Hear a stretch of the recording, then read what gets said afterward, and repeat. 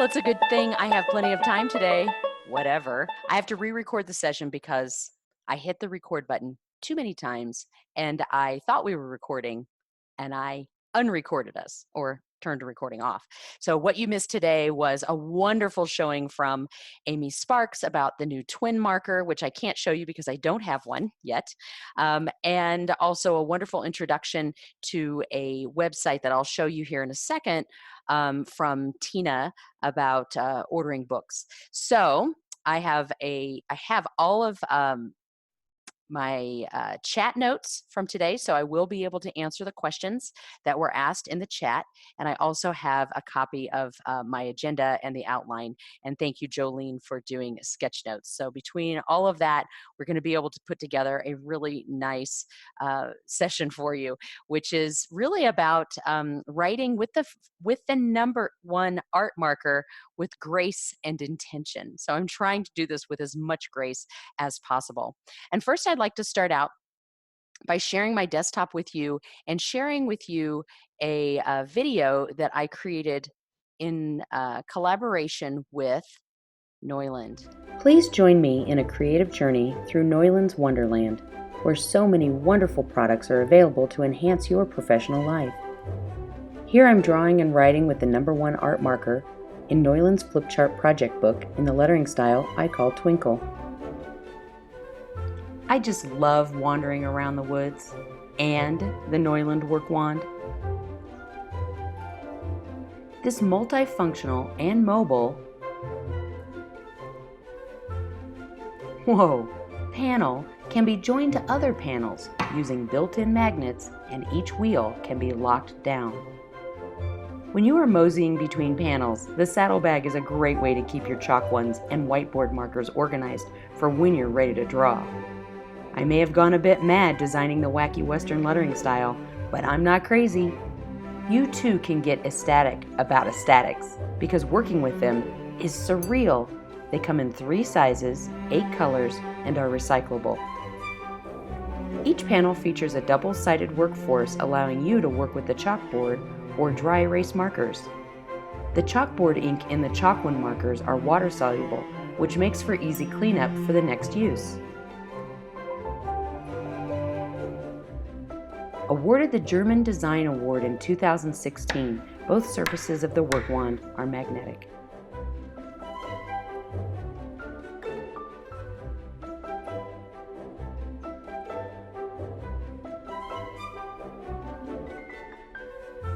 Thank you for going on this lettering journey with me and for making Neuland part of your creative journey.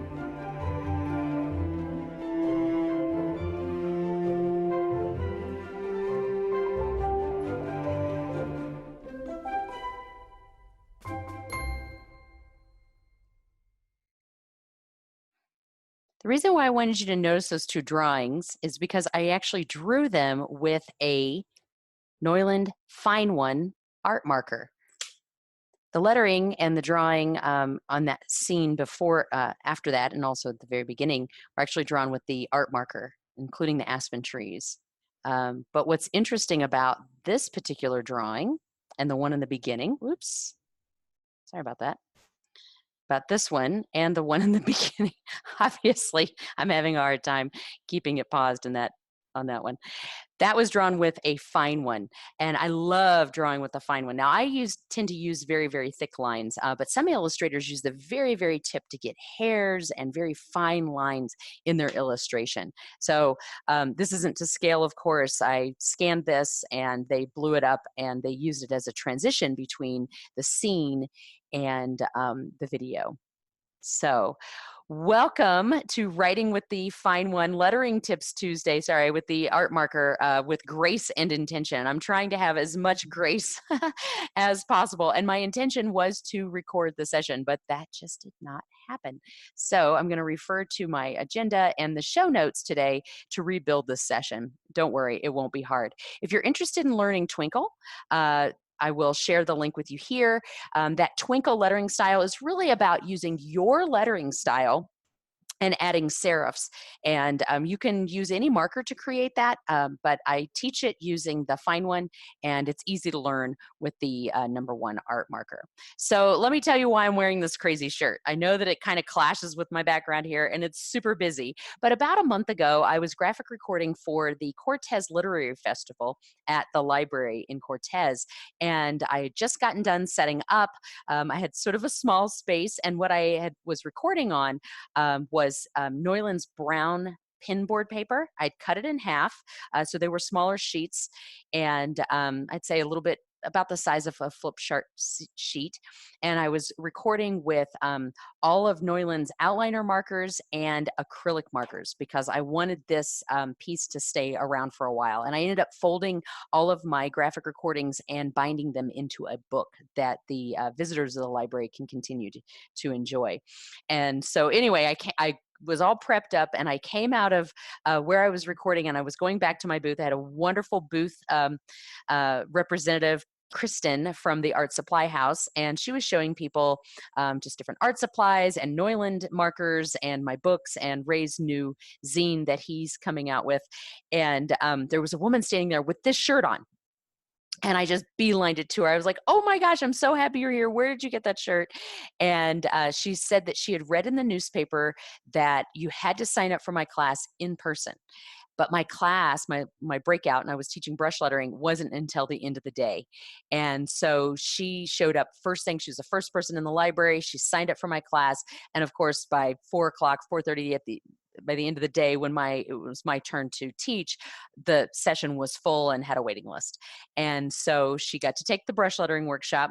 And at the brush lettering workshop, actually, she went home during the day, gardened, washed this shirt, came back and gave it to me. So the woman literally gave me the shirt off of her back. And I was looking at it this morning at all these funny letters, and I looked straight down and I noticed that the M is made with 2 markers in the cap. So I just thought that was really cute. So I thought I'd wear the shirt today in celebration of her, and hopefully she can watch this video and visit your shirt.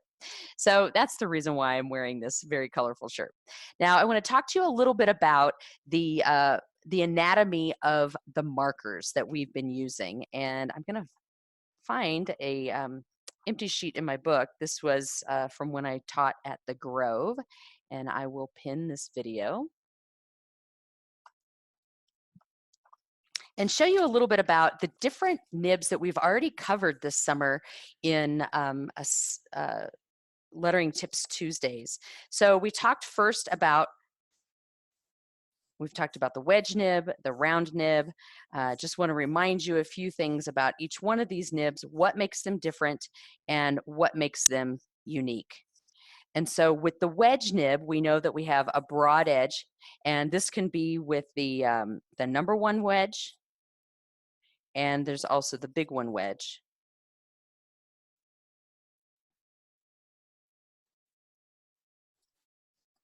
We also have the tip has a broad edge too. This area right here, we call this the tip. This is the broad edge. And it gives us a lot of options when writing. And this down here is called the heel. Now, when it comes to the #1 or fine one round, it creates a monoline. So we could literally draw anywhere along that tip, and it's going to create the same kind of line. And then with the art marker, it comes in a #1, and there's an art marker, oops, that comes in the fine one, but it's very, very different. And both of these are art markers or brush nibs. And these markers both have a broad edge and a tip.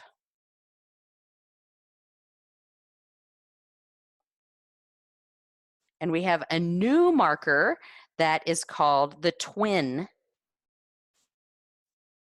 And what's different about the twin is that it has 2 sides, but it has what we call a chisel nib, which means it's like the wedge, only it's got a much sharper tip and it's got more angles on it. And We also have a brush nib that's on the twin, but it's slightly smaller and it's a little bit more softer. It's a little bit more flexible. So if you have the twin marker, check that out. If you don't, you might want to check it out anyway. From Neuland, it comes in, I want to say around 11 colors. I'm not sure. I can't remember. And also in empties and outliners, so you can mix your own color as well. But we're going to be talking today about the brush nib. And again, that comes in the number 1 and the fine one. So a couple of things about the brush nib. Let's warm up. So if you go to the back of the hand lettering learning pad, there are guidelines that you'll see have a baseline, an ascender, a descender, a median height, but there's also a diagonal line that's going to help us with our slope.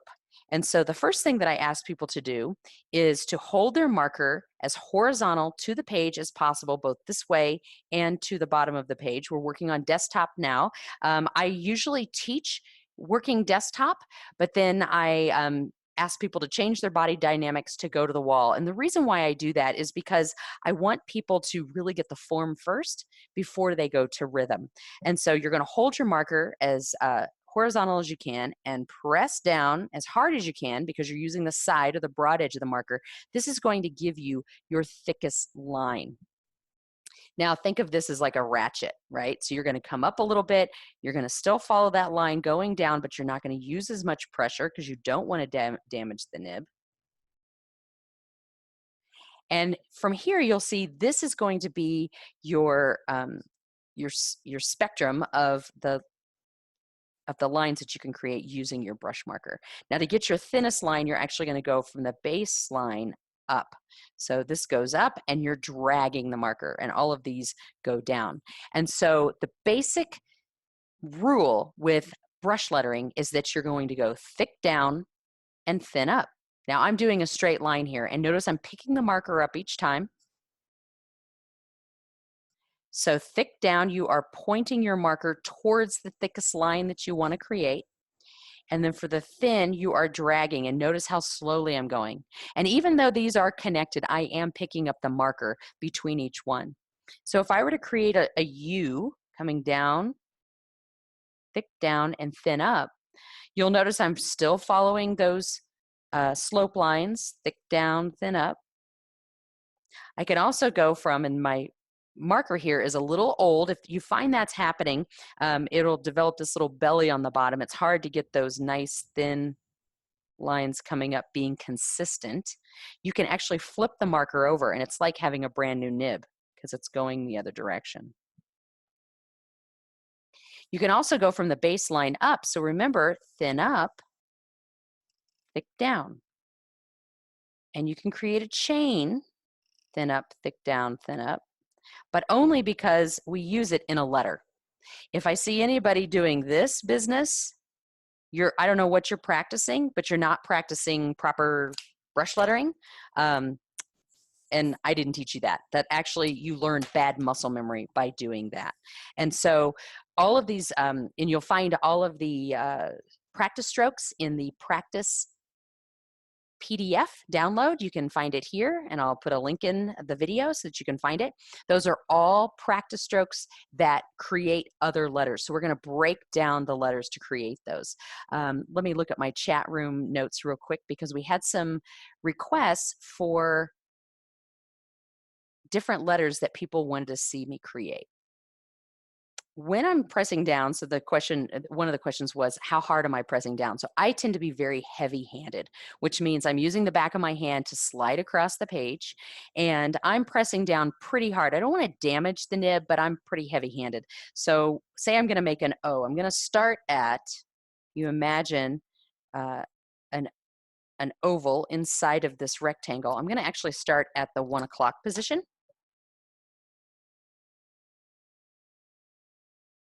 To create an O. So I'm going thin, then I'm coming down pretty thick. You can choose not to have the line connect, and you can add a little ear if you're going to connect the O to another letter behind it. Now for the A, it's slightly different. If I were to create an O and then put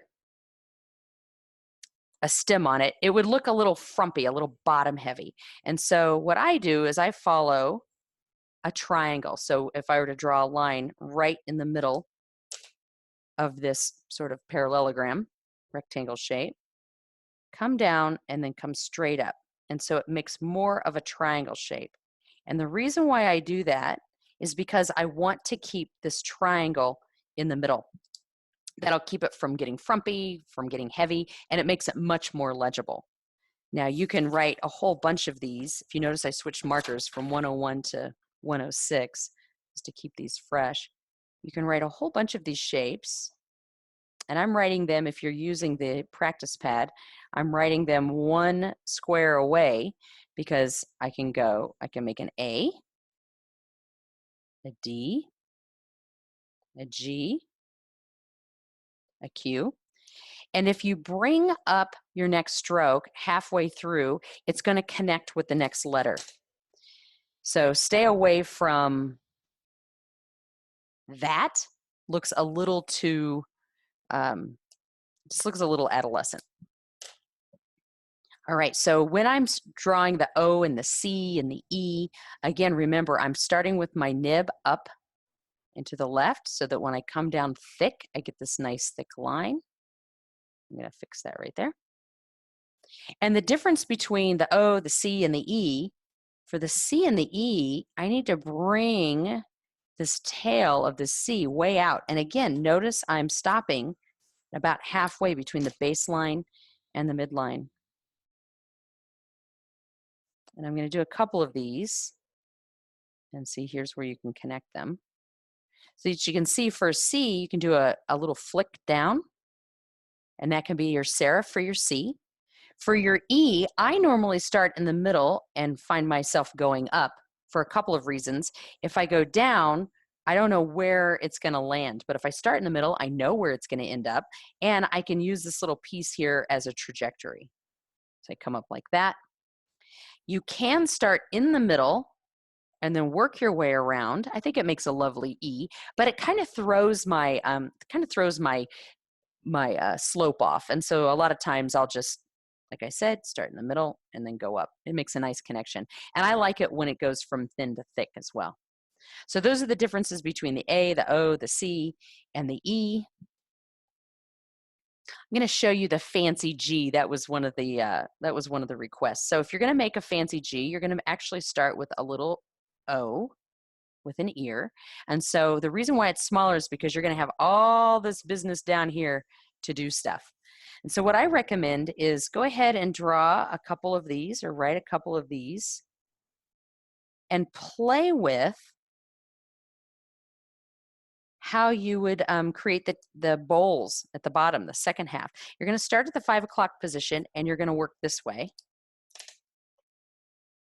Going thin. And remember, thick down, thin up. You can make them long. And notice that the bowl always has a return. It comes back each time. They can be elegant. They can be wide. I'm going to make a little bit wider one here for you. And that could come back around if you want to get a little flourishy. So there is your fancy G. Okay, so we had a question. Someone was saying that they're having a hard time finishing a letter. So they'll get to a point and then they can't finish it. And part of that reason is you might have the back of your hand stuck to the page so much that you're really relying on your fingers to do the work. But when we're working, especially when we're doing brush lettering, we are using our fingers a lot, but we're also using our wrists.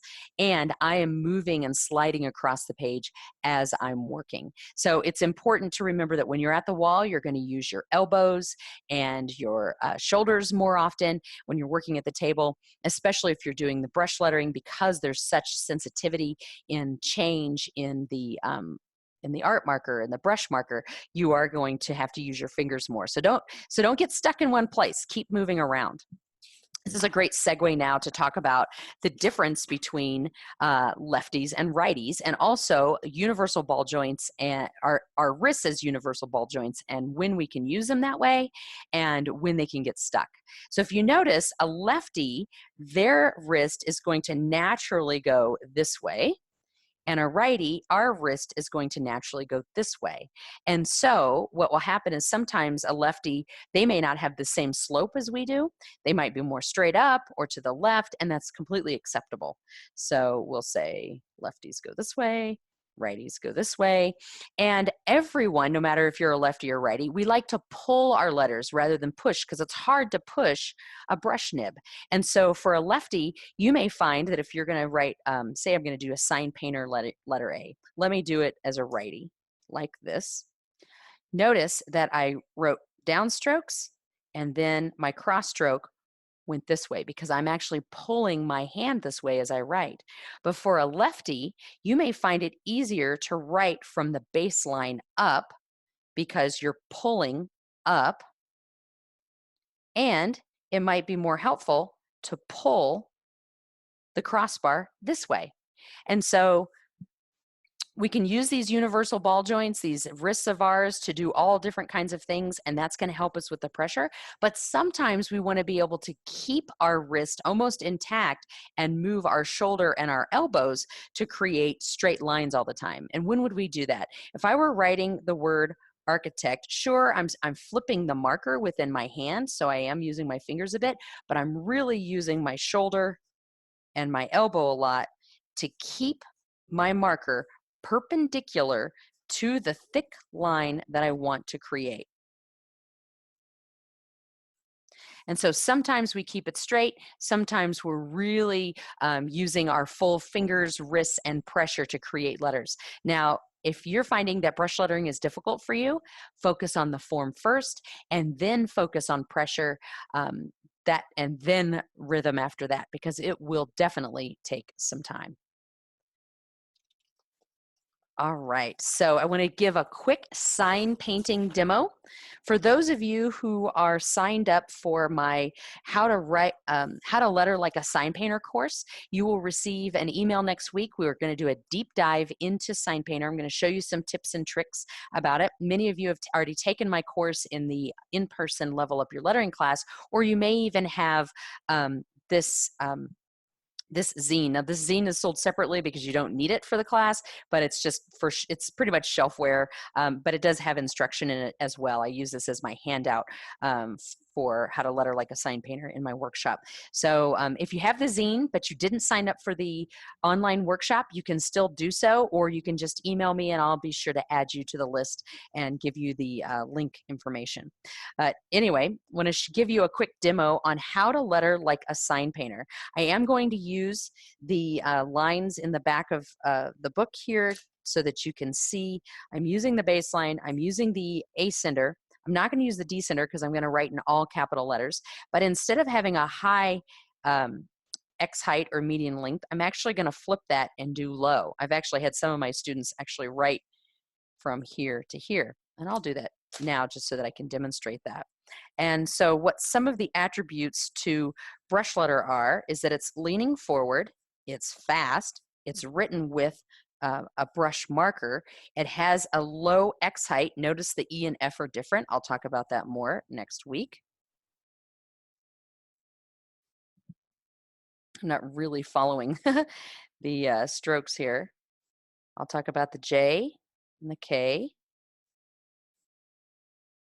This lettering is very stylized. It's fun to write. It's fun if you're tandem recording with someone because you can both write in a stylized way. If you are tandem recording and you haven't quite mastered, I love the letter S.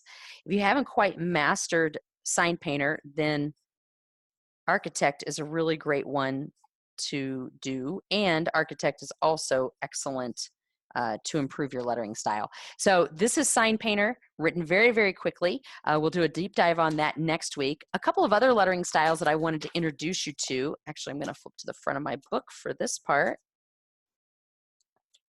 Are from my new book, lettering journey. Now, let me do a quick commercial on this. There are 2 versions of the book. This version is the author copy. You can get it directly from me or from anywhere that sells books. It has a grayscale interior. It's the way that I originally designed it. But then once I showed it to Neuland, they said they wanted to create a color version, and they had an idea for their cover.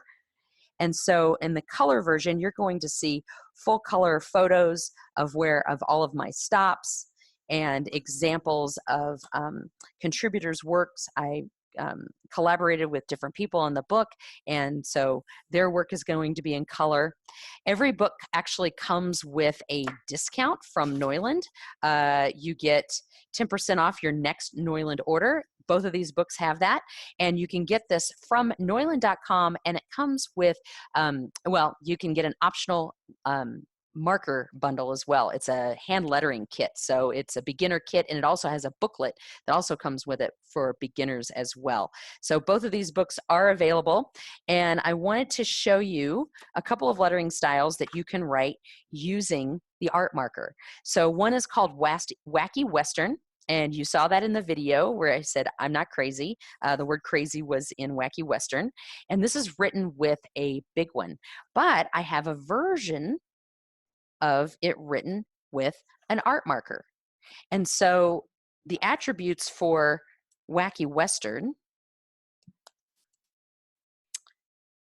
are very similar to, and I'm going to write a little bit lower down here, are very similar to Roman, except for there are slab serifs. And the slab serifs normally go in different directions like this. And just like with double stroke, first stroke, you can also make your letters bold. You can even add extra here. And you can add spurs. So what's a spur? Let me draw a couple of eyes because they're the easiest to show spurs on and the fastest. So think about the spurs on your boot. A spur is actually, and you can draw these in, they're much easier to do with your big one. You can make them pointy, you can make them round, or you can just make them square like that. And those are called spurs. That makes it way more Western, but if you want to keep it wacky, it's really easy to do just by adding some really fun serifs to it as well. Okay, so that is Wacky Western. The other lettering style that I just love is national parks. So this whole book is based around lettering styles that I found while I was on the road after leaving Washington, D.C. shortly after the election. I took a gap year and towed my 1947 teardrop trailer, who I affectionately name Flow, as in this flow state of mind by Mihai Csikszentmihalyi. Anyway, I want to talk about national parks because we went to a lot of national parks and their posters are gorgeous. You can get a lot of inspiration from those.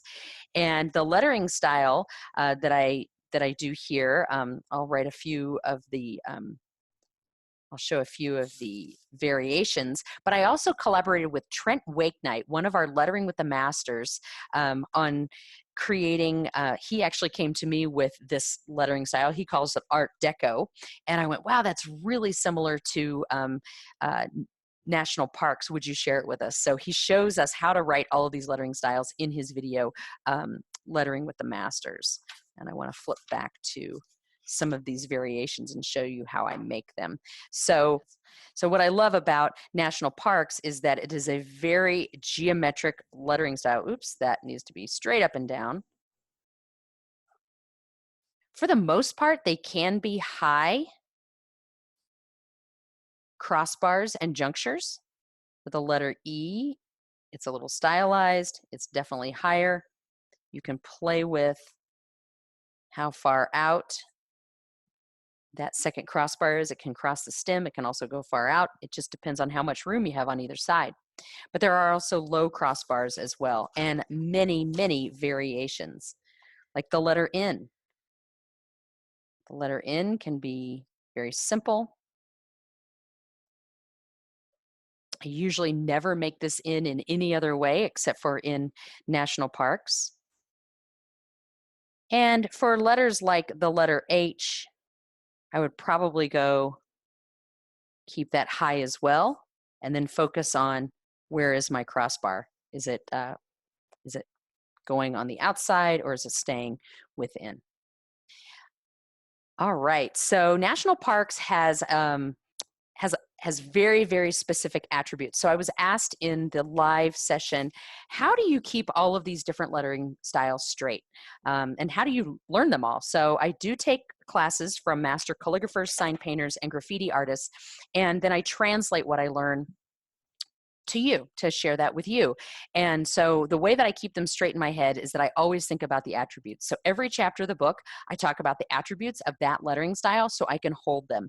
For national parks, this lettering style is inspired by Art Deco. It's very condensed, it's narrow, and they're mono-weight letters, meaning not like brush lettering where we have thick and thin. These are all thick, so we're using that broad edge of the marker. Also notice, because it's tall and skinny, in this case, I've actually measured it out as 8 nib widths high. And it's based on geometric shapes. There are very high and very low crossbars. I would always make the crossbar for the A low because it makes it much more readable. And it can be formal or it can be artistic. So I'm holding that as I'm working. All right, so I want to go and look at my notes now, see if there's anything else about these lettering styles. So I had some questions about the fine one. And because the fine one is very long and skinny, it is very fun to draw with. You can get some wonderful variations in your line. You can also get very, very details. Great for drawing hairs on, if you're doing illustration of animals. Also beautiful cross-hatching can happen with that. Sometimes it can be a challenge if you're trying to write with letters. However, it's not impossible. I actually started writing brush letter with this marker before I ever tried it with the art marker. And why is that? Because when I first learned brush marker, I actually didn't learn brush lettering from anyone. I took a lettering style that I learned from Carol Dubois when she taught me how to create a folded pen. And the folded pen is a lot like the brush marker in that it has a broad edge and it has a tip. And so I took the lettering style that she taught me and said, okay, if I go thick, thin, thick, thick, thin, thick, I can create a brush letter, looking letter. That C is, we need to come out here. Anyway, that's how I started. And then I said, wait a minute, I can go much more round if I use the art marker. And so while you can do brush lettering with the fine one, it is hard. And notice how slow I'm going. It's really hard to control those thicks and thins. So you do have to slow down. If you'll notice here, it's very choppy, it's very sharp. You get some really nice angles as well when you're working with it. I love it. But it's a different lettering style for sure. So an easy way that I introduced people to, there were 2 different lettering styles that I introduced people to with this marker. One was, I think it was the scary lettering style.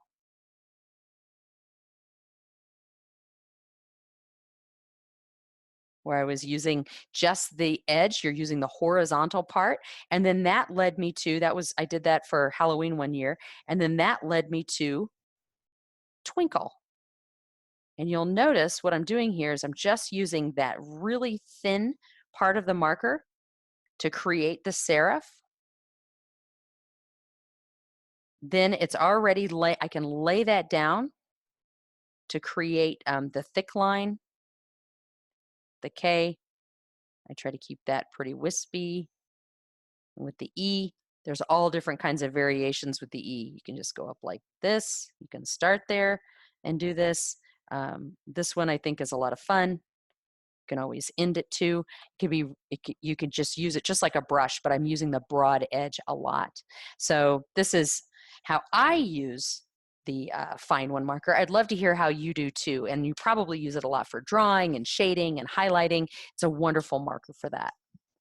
Okay, I had a few more people coming back and saying, hey, can you show us some fancy letters? I think they wanted some fancy uppercase, so they wanted a really fancy J. I tend to keep my J's pretty simple because I don't want to mix them up with an I or a T. But after I was thinking about that, I went, I bet they might want a J that might have a little bit of flourish to it. And so let me give you, this was not originally taught in the live session, but I will talk about flourishing a little bit. And I'm just going to do it with the letter J, the lowercase j, because it's simple. Remember your thick and thin. You can have a very simple flourish like that. Always remember to do a return, meaning you're bringing the line back to the letter.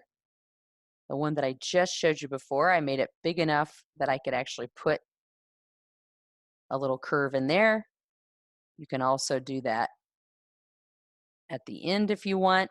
Not as elegant. Of course, you can dot your J's however you want. Sometimes what I'll do with a letter N is go back this way. So that might work really well if you have a big long word here.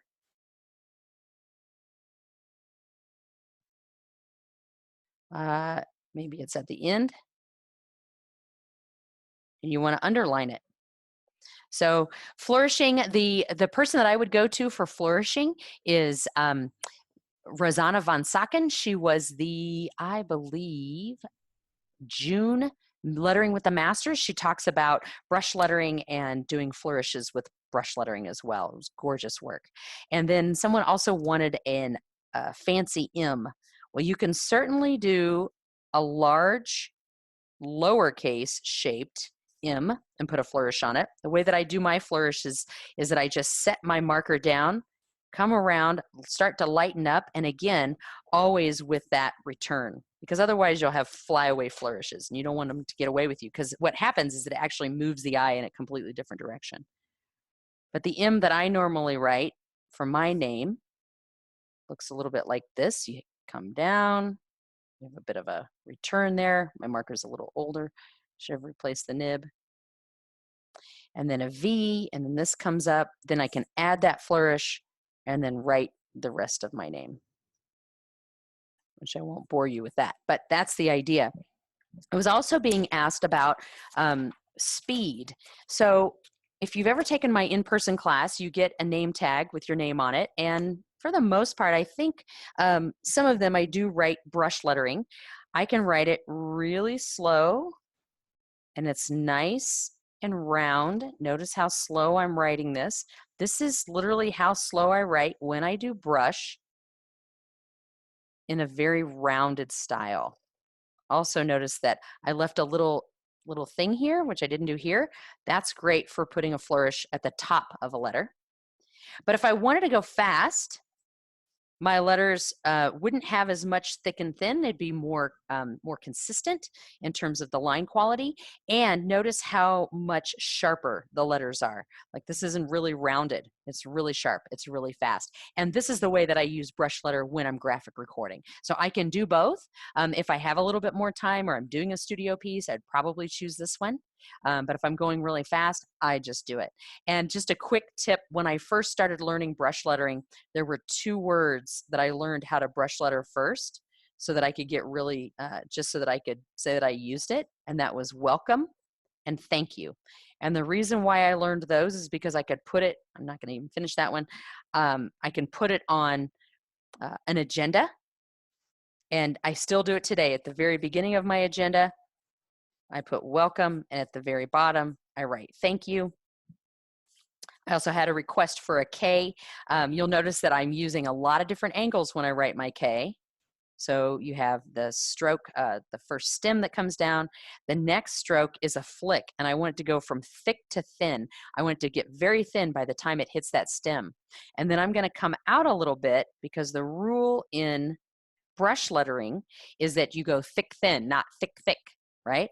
And so with the letter K, you can come way down below the baseline if you want, and then tuck other letters above that if you want to. All right, a couple of other questions that people were asking. is, do I pick up between the downstroke and the upstroke, or just all in one line? And I would say for like a letter A, I stop right there and I start again. But I am I'm not really pausing, but there's a finesse to going from thick to thin. In some letters, I do stop. So for like the letter V, I would do a thick down and then a thin up. So I would stop there. And then the final request is, I wish there was a big one art marker. Oh, don't we all? The reason why Neuland doesn't make a big one art marker is because it takes a lot for that ink to come through the nib. And if you had a big nib like this and it were pointed, the ink wouldn't flow fast enough for it to come all the way through. So this is actually the largest art marker I've ever seen. I know that there's longer art markers, brush markers like Tombow and other things like that, but they're very stiff and they fray very, very quickly. The tip to keeping your nib in great condition, now I'm heavy-handed, so I'm just going to be heavy-handed. I'm not going to tell people that they can't be, but the way that I keep mine real in good condition are to keep ink in the marker. That ink acts like a lubricant, and anytime if you find that you're running out of ink, sometimes we tend to press harder to try to get the ink out. That doesn't help. That actually makes it worse, because all of those fibers in there are dry and you're crushing them and breaking them, and that's what's going to cause sort of an underbelly to happen. So again, I'm going to write the letter A here so you can see, and I'm writing pretty thick. I'm holding down pretty hard to get that A. And if I flip that marker over, and I'm still using the ergonomic grips, instead of it being my thumb and forefinger this time, it's actually my thumb and my third finger that's holding it. And then this is on the top. And using the same pressure, notice I have a much thinner line. And it can be a smaller letter because of it. So if I find that my marker's being really mushy and I want to get my thicks and thins, I'll just quickly flip it over and use it that way. All right, a few other requests that I had were, I'll just use this piece of paper here, were around ampersands. And so I wanted to give you a couple of options for ampersands. There's plenty of options in my How to Letter Like a Sign Painter book. I teach you how to create an ampersand, which I'll show you now. And there's a couple of other different variations of the ampersand that I'll show you as well. There's also some variations of ampersands in my book throughout all the different lettering styles. I believe I have ampersands in each one of those, but also there's some variations within national parks as well. So the ampersand that I normally teach, I first teach you, if you hold the marker down and to the left and create sort of like a very narrow backwards leaning C, and then add that with, and I'm pointing my marker, let's see, this way, and then the marker is actually to the side, more to the side for this one. And then I create this really weird forward leaning curvy V. Oops, let me start over.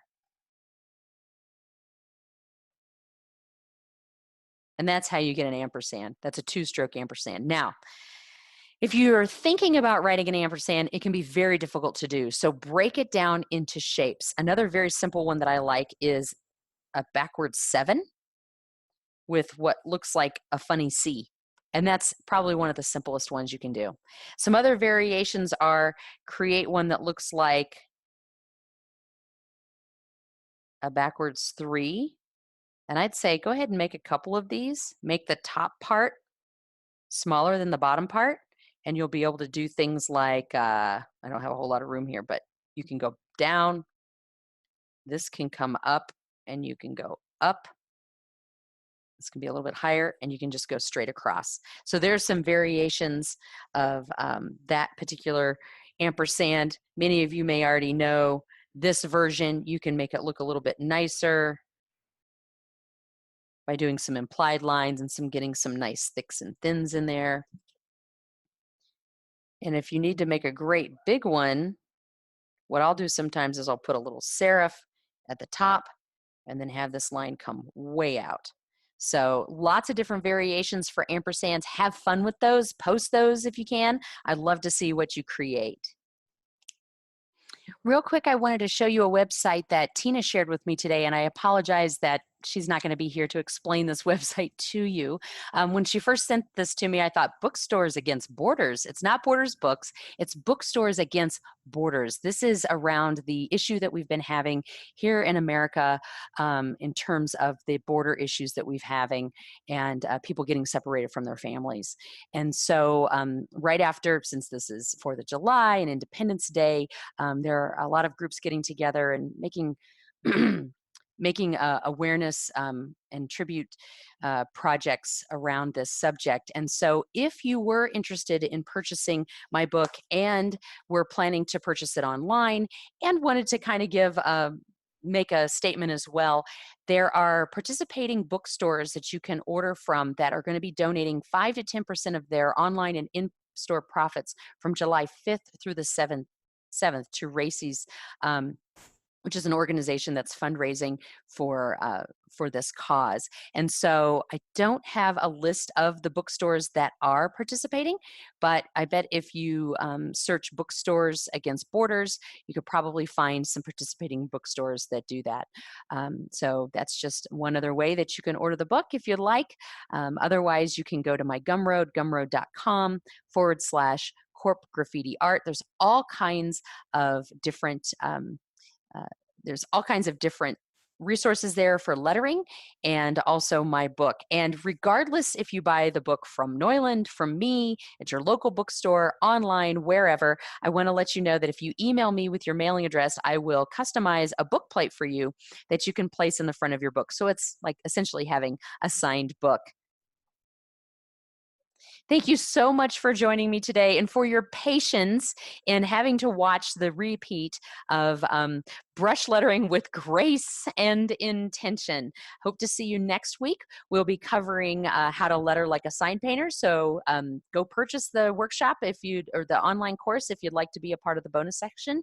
That recording will be stored in the online course. There's several bonus videos in that course as well. You can learn this lettering style in about an hour. That's how long I teach it when I teach it in my in-person class.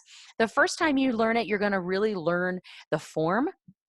And then as you practice and in the bonus section, I'm going to show you how to really use the art marker to get some really nice nuances to make it look like it's a hand-painted letter. All right, thanks again for joining me. If you have any questions, feel free to reach out anytime. You can find me on Facebook and at my website, letslettertogether.com. Bye.